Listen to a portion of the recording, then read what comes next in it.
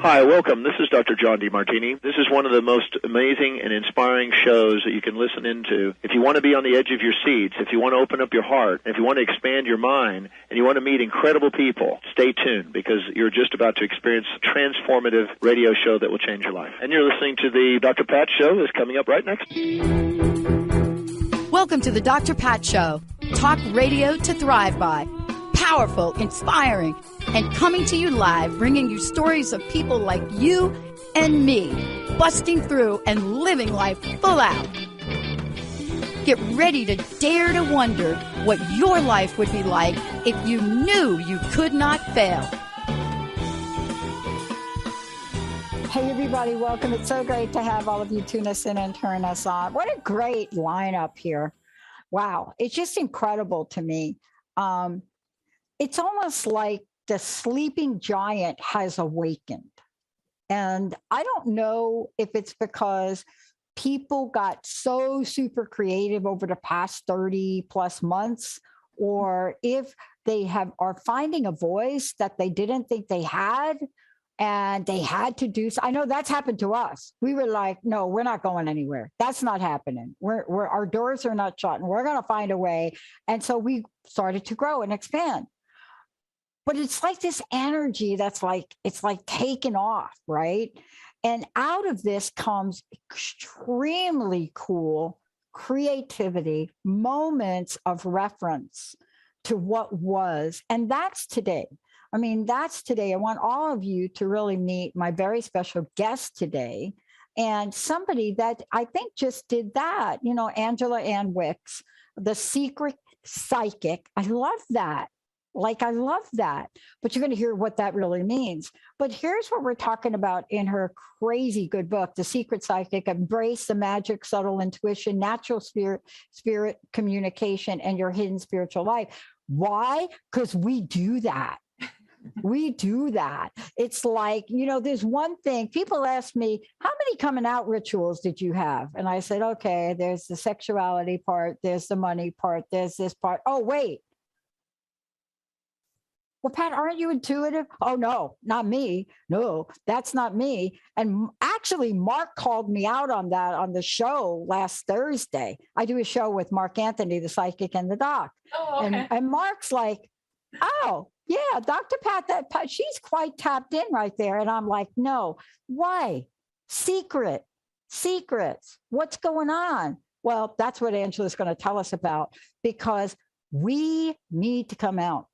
We need to be coming out and talking about all those times in Catholic school we talked to Jesus, or we're walking down the street and we hear something and we don't do that. We don't make a left, we make a right. But look at this. This is Angela. She's the editor for Body, Mind, Spirit Titles, Llewellyn Worldwide. Llewellyn. I got to talk about Llewellyn a minute. I just have to have a moment. I've been doing this 20 years. And I get books from every publisher, pretty much, almost every publisher. There are a couple that don't send me books. They don't think I'm interested, but I am. But I went into the office, I think, when was it? About 4 weeks ago.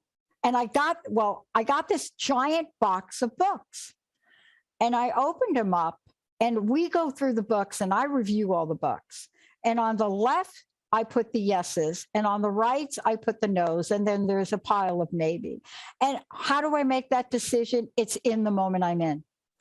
By the time I was done, the entire box of books was in the yes pile. Linda went out of her mind. She called Daniel, our producer, and she said, did you have the piles mixed up?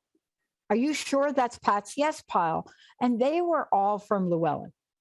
And you know, what's interesting about this is that it's not just that publishing company. There are so many inner traditions. I mean, there's so many out there now that are willing to take the voice of people like Angela and say, you've got a powerful message. We're going to support you in that. Angela, great to have you here. Thank you for bringing me on. I don't think I've made this up, because I have been doing this 20 years. I've done more interviews than I could even imagine. I've read more books. I read everybody's book. But I'm noticing something. I'm noticing how messages like yours are now getting their due time. How do you feel about that statement? I think that it's really true. And what you were saying before, also, of just, I think broadly, people are starting to realize, oh, it's not just like that psychic that I've seen on this show or this person who does professional psychic readings. It's actually me too, who I'm just an average person, and maybe I'm actually getting these messages and it's a real thing. So I think people are becoming much more aware that this occurs for the everyday person. And also, to the point that you were saying, over the pandemic, people became very inquisitive and self-reflective. Yeah.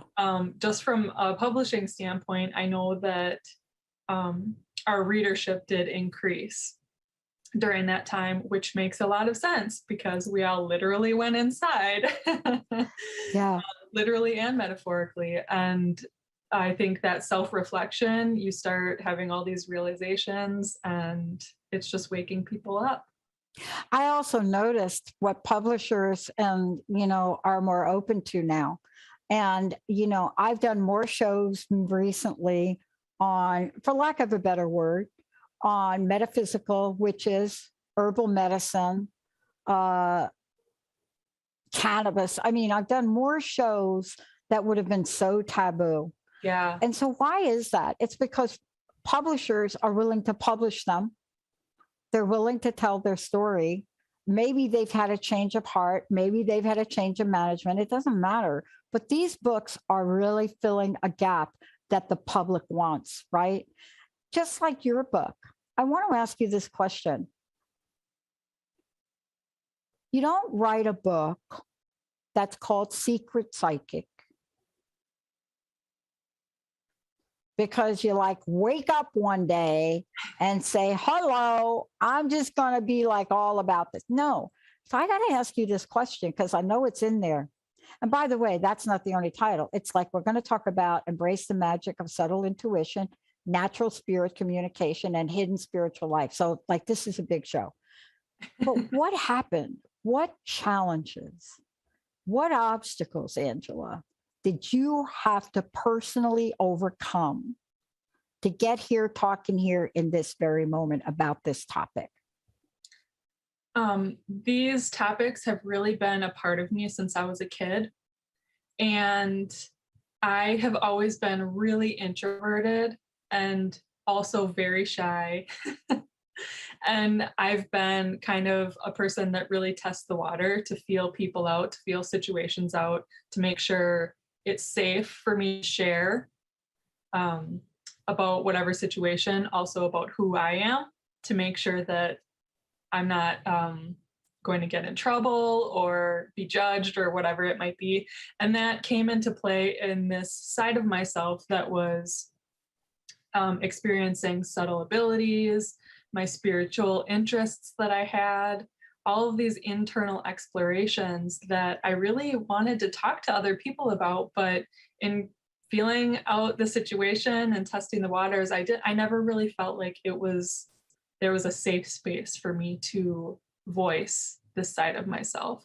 Yeah. So for a very, very long time, I explored on my own. I read a ton of books. This was before the internet.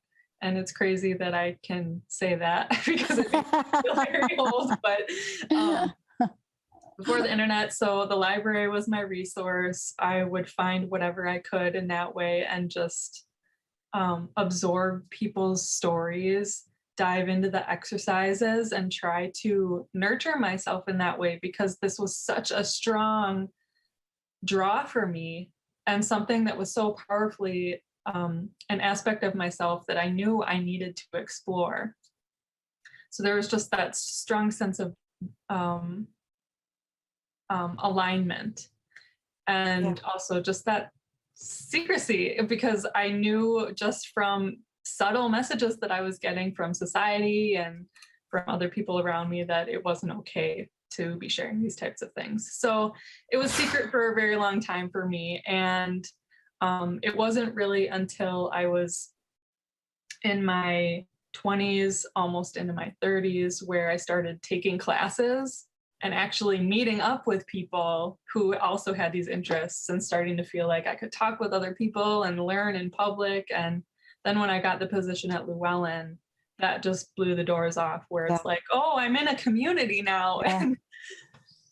Yeah. So- The reason I asked that question is, when I had a bunch of life things happen to me, and let's talk about them in the context of your book. And there were so many catalysts for change. And, astrologers like to look at my chart and they say, oh, that's because Uranus was like in your house career. So that's their explanation. But what I do next, or what I had done next, I didn't really think very hard about. I just did it. But when I graduated from my program down at Claremont, I didn't do what that degree was supposed to do. And I ended up having a spiritual experience, as they say, to the point where my dean of my school saw me with 2 thunder aids and literally blacklisted me from mentoring any other students. That's why I love this question, because this is really a coming out party for so many people to own their spirituality, to own their idea of talking to spirit, to own their secrecies about this. Can you just talk to the energy that you feel that your message in this book will generate? My goal is that it empowers people. That is the core, that's the heart of what I really want energetically for it to people, is the sense of empowerment, and also a feeling of connection, even if you are the secret psychic and working independently. Just being able to recognize that there are other people out there who are in the exact same situation, and getting a sneak peek insight into what my journey has been, as well as what different professional psychics, professional mediums, professional subtle energy intuitives, what their starting point was and what their evolution of their own development and their journey has been too, because I interview a bunch of people in part 2 of the book and get their perspectives. So I think that can be really, really validating and reassuring to people. All right, let's get to that for a minute, because let's tell people a little bit about the book, because it's not just you pick it up as academic. You really got some conversations in here that really offer perspectives, right? I mean, it's kind of a cool approach to really be speaking with people and to speak with people and hear what they have to say. Was that kind of the most exciting part of doing this? And what was it about those conversations that blew you away? I was really excited to get different people's perspectives, and people that I've been looking up to, and in a lot of cases I've been working with for many years. Many of the contributors that I interviewed are people that I have worked with as their editor at Llewellyn. So I've worked on their books and I really respect their work. And people like John Holland, I haven't personally worked with him, but I've known of him for a very long time. So seeing the inside of their own personal stories, especially starting points, was what shocked the most, because I can remember when I first got the responses back from one of the contributors, just how I was like, my jaw was down the whole time, just of like, this is what my journey has been too. Like point by point, it was so much the same. And it just surprised me, because I think a lot of times we put people up on a pedestal. And I think it helps ground this discussion, and helps that we all have these abilities, and many of us were starting at the same starting points, and we all have this potential. Yeah, I mean, I want to talk to you about this, about also timing and delayed responses. But you mentioned John Holland. I've known John a long time. He's one of the first people that ever decided to be a show when it was called Crust Busting, right, John? And I remember John coming on. This was like the weirdest, most bizarre thing, right? I didn't have my future envisioned where it is today. I have a sense of it. And I remember John coming on and just talking to me, and he says something on the show. I don't remember what happened, but it was early on when the show was still crust busting. And he said, "Hey, what's up with you in Australia? What is it about you in Australia?" And I'm like, "John, don't even know what you're talking about. I have no interest in Australia." He says, "I'm telling you, in the next 6 to 9 months, Australia, Australia, Australia." 6 to 9 months, right? Out of the blue, network in Australia. Shout out to Sean. Sean, I'm going to shout out to you. Sean Eisen owns a mega network in Australia. Somehow says, "Hey, do you want to start sending me shows?" Now, we have been sending shows for a good 15 years to Sean. He plays these shows on 45 travel things and then distributes them to I don't know where. That was the first. The second was, I get a message from Olivia Newton-John's PR, Michael person. "Would you like to interview Olivia?" And I stepped back and I said, "Oh my gosh." Wow. Right? Yeah. And it continued. One of our amazing hosts, Sarah Main, Australia, worked with him. But sometimes we get the vision, but we don't see the action right away. Have you gotten that in your stories? Have you heard people talk about that? Definitely. And a lot of times for me personally, that is how messages play out, is that I don't understand what they mean initially.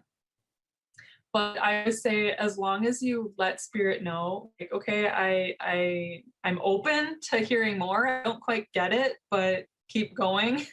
they'll keep feeding you the message in whatever ways that they keep tweaking for it to hit. There's one example that I give where I heard from a grandparent about a week after he passed away. And I didn't understand what I was seeing, because what I was seeing was him on a throne, and there were all these flowers all around him and lots of people. And he was such a humble person that I was like, him on a throne, that's really bizarre. But okay, I guess everyone is celebrating in spirit that he's back and they're happy. That's cool. But then it kept coming back to me, like throughout the following week. Occasionally I would just get flashes, and it was like someone would be putting it like right in my face, like, look at it closer, look at it closer. And I started seeing like, oh, it's more like a parade float. And then it was like, wow, there's so many carnations. Like, what the heck? Carnations are such a cheap flower. Why is it carnations? And then one night I was like, dang it, I'm going to journal. I don't know what this is. And so I was just like, just jotting things down of what I'd been seeing. And I wrote down that I was seeing things from the sidelines. And then all of a sudden I wrote, it was like a homecoming, like a football homecoming.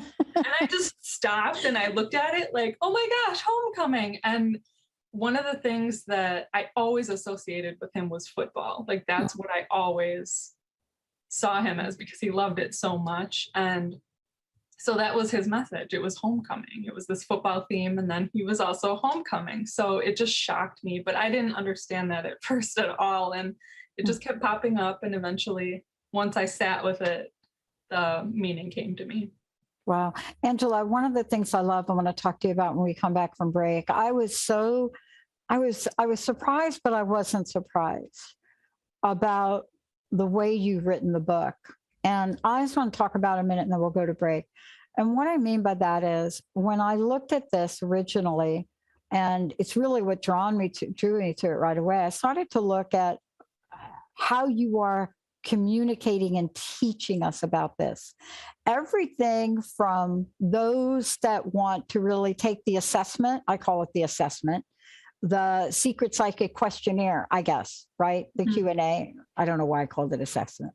But everything from that to feeling some of the emotional pain, as you described, Amy, right? Mm-hmm. And you take us on this beautiful journey of both, your personal insights, life path, callings, And then you introduce us to really how to identify symbols, how to look at things like that. But one of the most powerful things you do in all of this, and I want you to talk about it when you come back, is integration. How to integrate it all, whether it's sensory, whether it's symbols, how do we put it together? And what if we are getting messages from our loved ones? What are the symbols?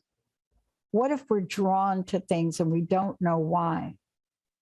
There's so much that you put in this book that really bring things together that I believe will empower people. And I want to talk with you about that when we come back. Not to mention, hello, some of our previous hosts, Sherry Dillard. I mean, my gosh, wait till you read some of these stories. How do we find out about you? How do we get a copy of the book? Let's get people to do that right now.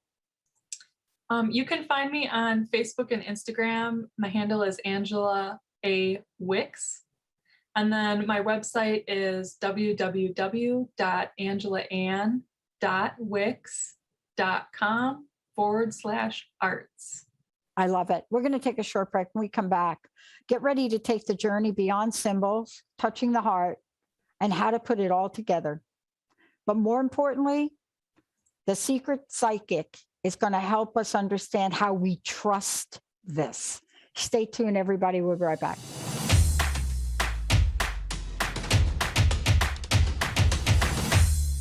Look, I want to just tell you that we are talking, as you heard before we went to break, we're talking with Angela Wix, the secret psychic. The book is available. Please, just honestly, we're going to talk about the book right now, but I just want everybody to know that it has much more than just talking about the secret. Okay, talk about what happens when you explore the magic, your inner secret world. What happens when you start to have situations that develop knowledge that, what happens when you read some of these stories and you think, oh my gosh, really? Is that what happened to Cindy? Or is that what happened? So the book is really, really cool because what she does is she gives us practices, which you need, right? Practice. You don't get good at anything unless you practice it, unless you're like, I don't know, like a natural born hot dog eater. But I bet even then you got to practice. And then there are these beautiful stories. And one of them is a personal experience, right? Where, you hear about a vision, right? You hear about a vision. How often have you all had experiences or visions? Now, if you tune into our show tonight, The Psychic and the Doc, Mark talks about that. Mark Anthony, the psychic lawyer, right? I mean, he's like the afterlife guy. Talks about this all the time. But the way you do this in this book, right? The way you talk about a flicker. Right. The way you talk about a flicker of hello, or you talk about a vision. Right? Mm-hmm.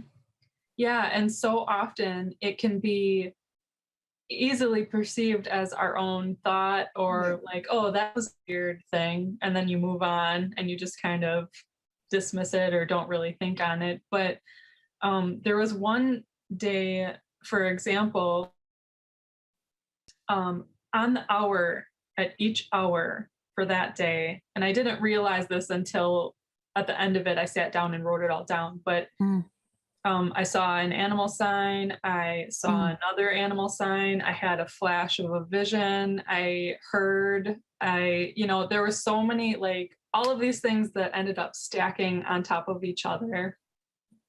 And in the end, it was another animal sign. When it happened, as soon as it happened, where I could even process it logically in my thought of like, oh, was this a sign? Was this a message? I was bawling. And so I was bawling reading this. I'm telling you, I'm holding back the tears now as I'm looking at it now again.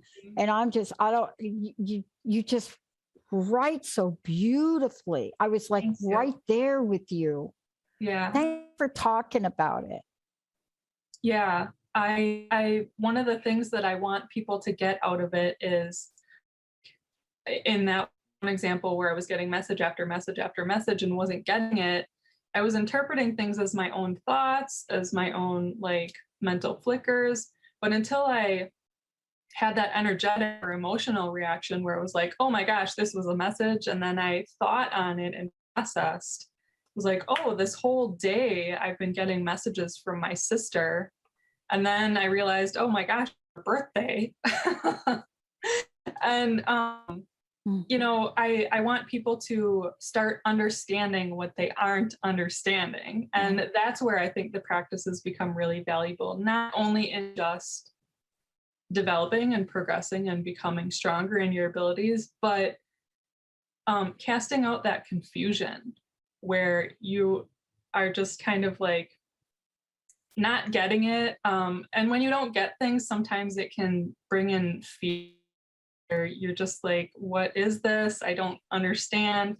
So in the practices and in stories, my goal is really to help people understand what's going on and be able to more easily recognize when this is happening for them. And you did such a beautiful way, especially about the way you laid this out. You know, normally when I read books like this, and, you know, there isn't a book like this because you've done such a beautiful job in integrating your personal journey, principles, symbols, and then other voices. And if I were going to write a book, this is exactly the way I'd write it. So 20,000 interviews. You think I should write a book about some of those conversations, right?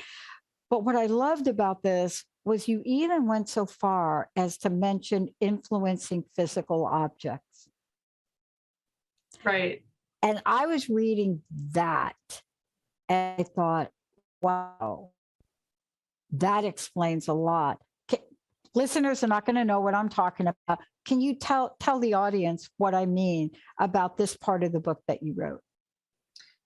After my sister passed away, she was always big into, oh, I found a penny from grandpa. Oh, I found another penny from whoever. You know, she was big into pennies. And after she passed away, me and other family members, we were getting bombarded with pennies. And I told my husband, I was like, I cleaned. Keep your change in a safe space. If I get a penny, I want to know it's from her. But I was talking with a family member trying to figure out, like, where did this originate? And we kind of tracked it back to the movie Ghost. And so that was like the heart of where this became important to her. So when she transitioned in spirit, it became another tool for her to like have pennies be really prominent. And but for her partner, he ended up having a lighter, which she loved candles. She always had candles out everywhere. And this was something that I found in her apartment, and I gave to him because I assumed it was something he would want. And he said he put it on the dresser, and every day he would pass by it and think, I've got to put that somewhere safe.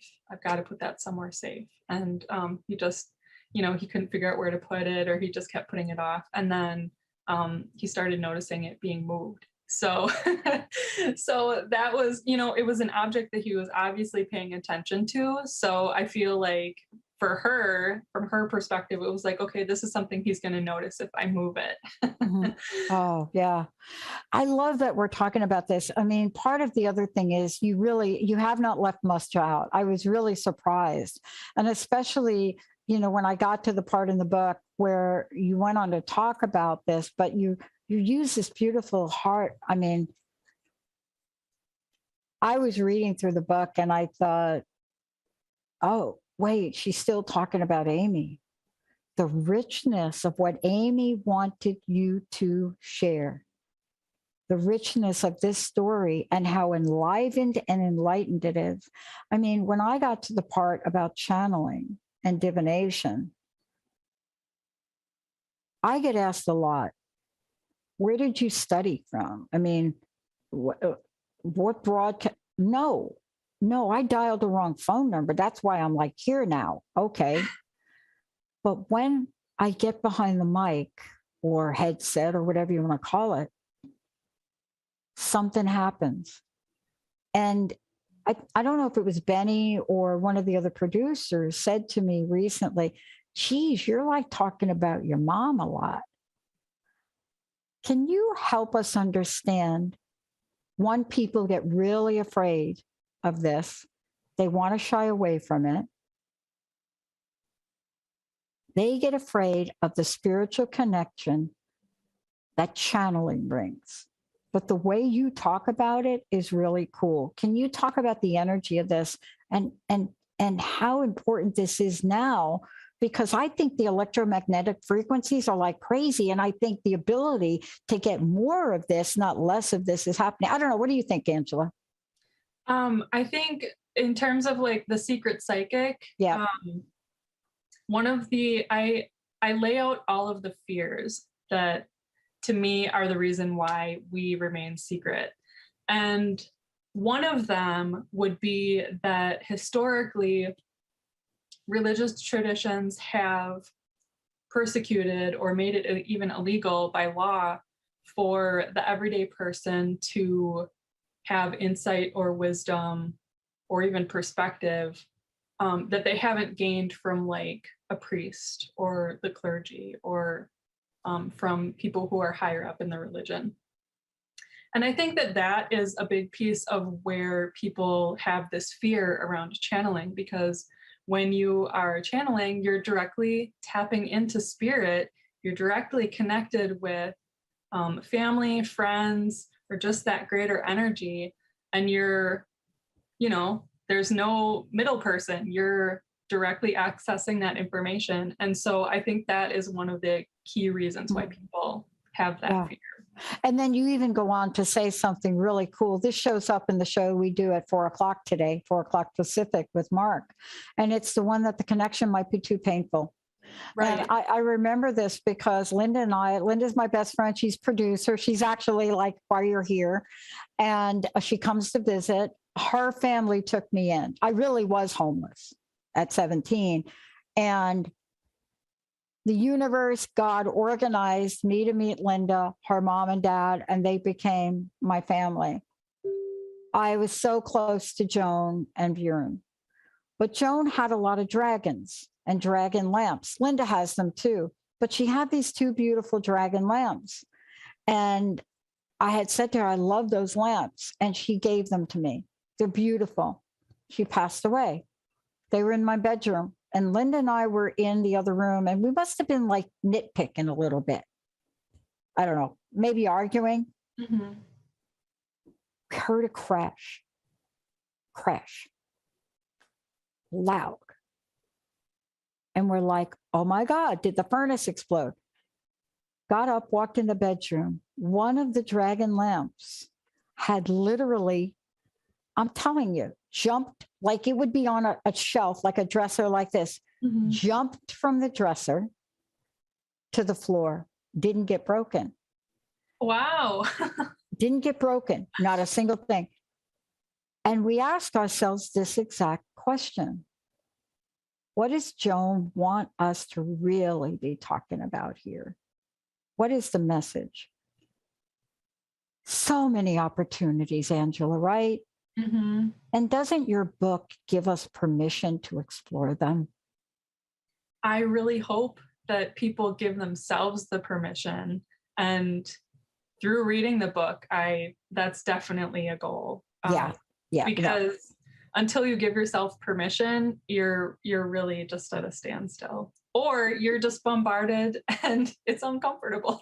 Yeah, but you see, your book does give us permission, because here's what it does. It says you're not crazy. Hello, right? You know, the fact that I got kicked out of Catholic boarding school because Jesus told me in advance my mom had died.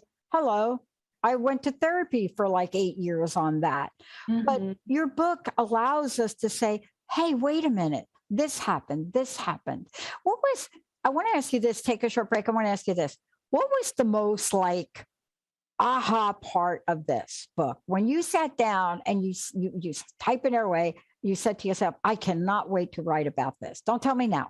Hold on to that. But how do people get a copy of the book, and how do they find out about you? At my website, www.angelaann.wix.com/arts. And get the book, right? Get the book. Okay. So when we come back, we're going to get we're going to ask the secret psychic like secrets now. We're going to get at the secret part. Stay tuned, everybody. Benny, we'll be right back.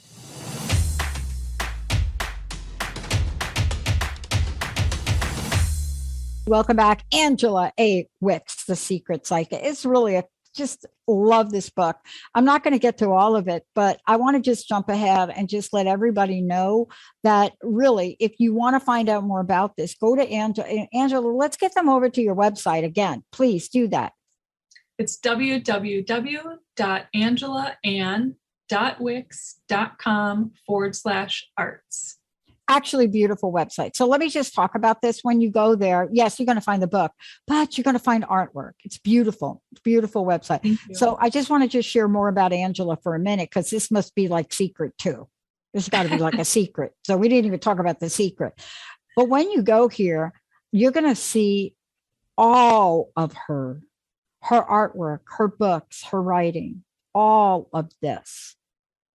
And when you come out and you are this person, and then you decide, I'm going to come out the secret psychic.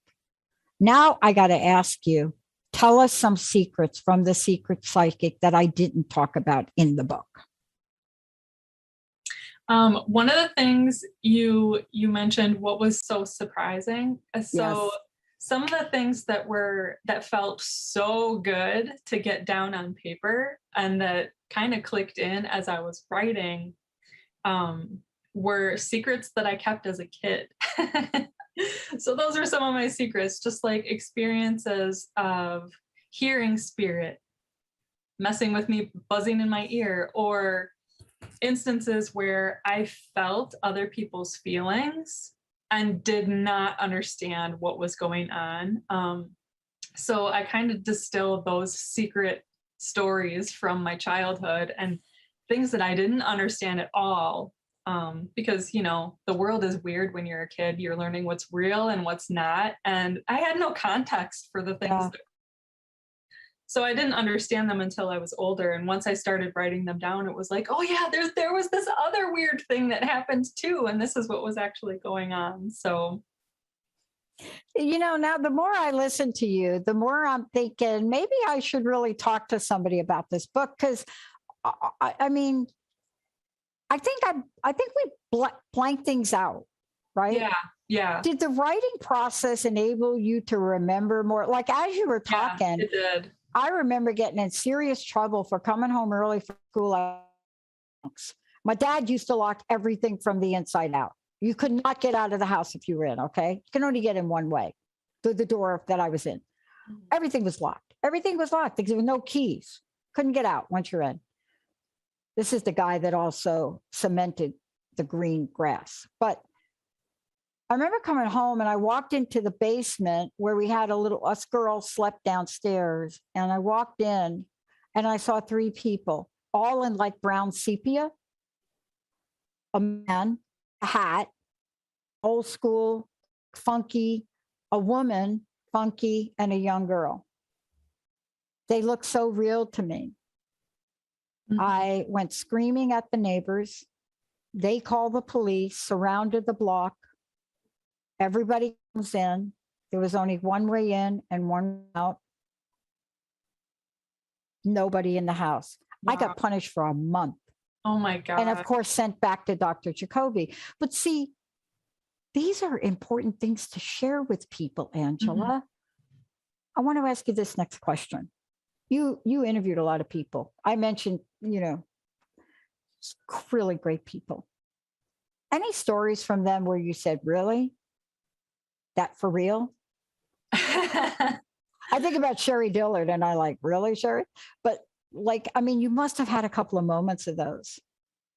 The one that surprised me a lot was Cindy Dale. Cindy. I just see her as someone who is so open and is so aware of her abilities. And, she teaches to so many different people. She travels all over the world. And I was surprised by her backstory and how much she struggled as a kid. And the, different family dynamics and lack of support.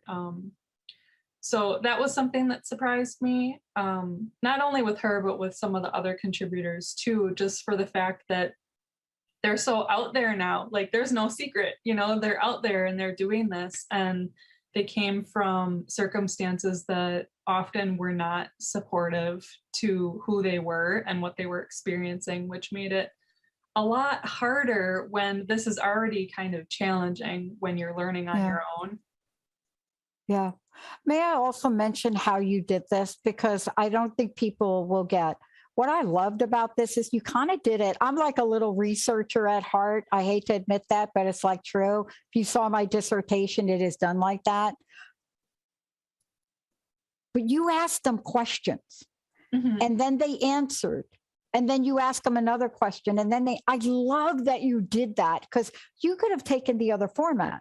You could have said, oh, here's my conversation with Sherry, or here's my Michael. Tell me about this format because it's brilliant to ask them like the question. Like I have a signature question that I asked you. Everybody's answered it. But this is beautiful to hear the quotes and what they say. Were you like jazzed about that? Yeah, I was. And initially, I actually had planned to just interview them and get their insights to confirm my own knowledge so that I knew what I was writing was not just me being weird. So I wanted to confirm my own experience through other people's knowledge as well, who were professionals in the field.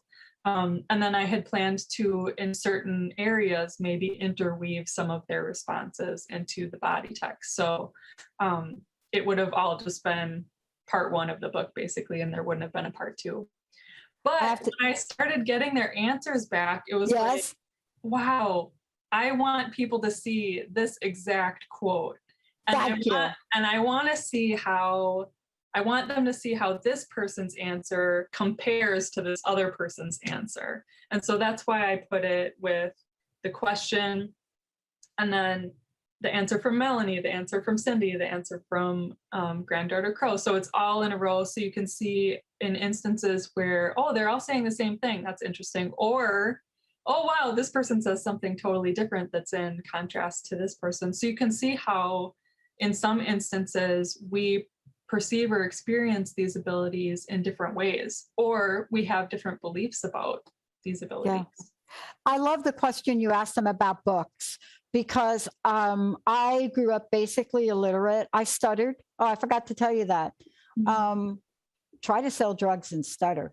I stuttered and, I had that, but I love the answer that Cindy gave on this, where she said, I shut out my intuitive gifts. And certainly for me, after that event, I did, but I didn't really. And she said, I was young and I continued reading supernatural books. See, this is what I love about how our pop culture has given us evidence that we are now evolving. I didn't read anything but comic books, and I used to read them and I used to draw them. And then from drawing them, I would create new imagery from them. And I remember Dr. Jacoby looking at her and says, well, that's not the comic. He said, you drew something different. And I said, well, not really. I said, that's the comic, but this is the comic. And don't you see these other people are in it? And he says, no, they're not. This is important for people to read these answers. And I thank you for not editing them. I don't think you did, right? Or did you? No. So much here. I want to ask you this question. This does allow people to maybe who grew up like me thinking like that. I mean, I have corporate performance reviews where I get outstanding reviews and promoted and they tell me I'm on another planet. But this does give people an opening to say, wow, right? Yeah. Were you amazed at how empowering this was in the end? Or is it just me? I was surprised by how impactful those interview responses were for me. I was interested and I was curious, but I was surprised at how personally validating it was to see all of their responses. I got to go to Sherry and this is my last question because it really brings it together. I think Sherry, I mean, so many great things, but Sherry said something interesting in here. She said, it would have helped to know that I could trust what was happening and that using intuition is practical and not as out there as we may initially think. Is that one of your visions for people that might read this book? Is to help them trust? Yeah. Yeah. And to know that what they're experiencing is normal. The foreword for the book, it was written by Echo Bodine, who was my own instructor. And she starts out the foreword by saying, I wish that every parent, every teacher would share this material with kids, you know, before they get into school or in their kindergarten or whatever, just because I think, you know, we get into our teens or we're adults and people are trying to figure it out. But if we start recognizing when kids are showing these interests or these experiences, and we can put context to it for them and help them understand what they're experiencing, I think that will help us evolve even to the next level. I can't thank you enough for, you can still be secret psychic. That's okay. That's cool. Yeah. But I don't think you're going to be a secret like as you were.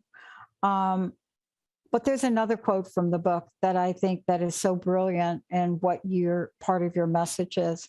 And it's accept yourself and your intuition.